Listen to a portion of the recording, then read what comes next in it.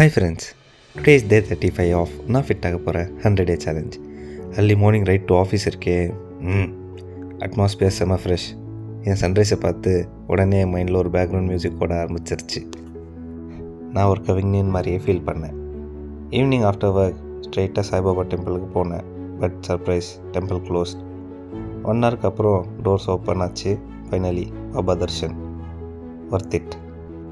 ரிட்டர்னில் sunset பார்த்தேன். எனக்கு தோணுச்சு, இது ஒரு ரொமான்டிக் மூவியோட கிளைமேக்ஸ் மாதிரின்ட்டு. சீனில் நான் மட்டும் ஹீரோ, பட் ஹீரோயின் வரல.